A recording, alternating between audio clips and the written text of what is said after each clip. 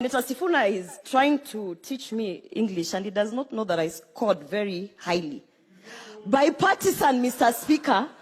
Bipartisan, Mr. Speaker. I am here representing women, and I am trying to tell my fellow colleagues that this report does not reflect on the inclusion of women in each and every conversation.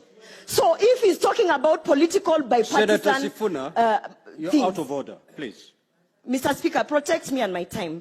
If he wants to talk about political bipartisan things, we are standing here representing women. How can I endorse a report, Mr. Speaker, that clearly outlines whether by both ODM or Kenya Kwanza? We are debating on the report, Mr. Speaker. I am giving my views on the report and whether I would like to support it or not. And I am saying that I do not support this report because I cannot ignore the fact that on all the matters that women of Kenya, the same women who went out to the streets, those Kenyan women went out and said they want to be represented. Mr. Speaker, we are being told in this report that, okay, go and sit for an extra 6 months, and then you will come back, and maybe at that point, we will include the legislative proposals, which, by the way, Mr. Speaker, because I have read that report, they already have the answers on how to implement the two-third gender rule. As a matter of fact, in this report, they have pointed out that there is option A, where we can do ABCD, and there is option B, where we can do ABCD. However,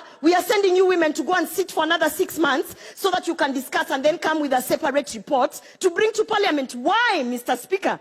When we have an opportunity, women have been put on the table on this National Dialogue Committee. Why would you remove us and our issues and tell us go back and come back with a separate report? Because that is what the recommendations of the NADCO report are stating, Mr. Speaker. So therefore, I would love to support all the things that have been put in there. However, Mr. Speaker, I recognize the fact that I am in this Senate and in this Parliament because I have been nominated to represent women. And this report does not reflect on the same, Mr. Speaker.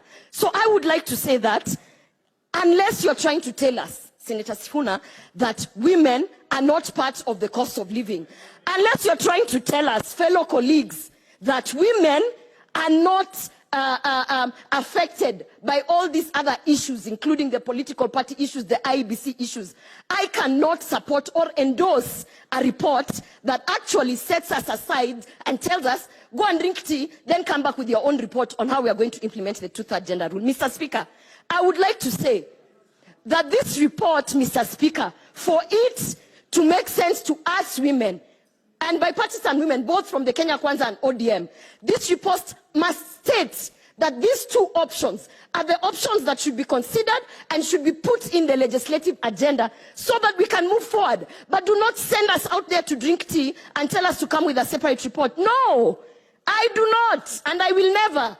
Until you allow us to sit on the table, we will bring our table or we will say no to whatever it is that you want us to implement, Mr. Speaker. So therefore, I don't support.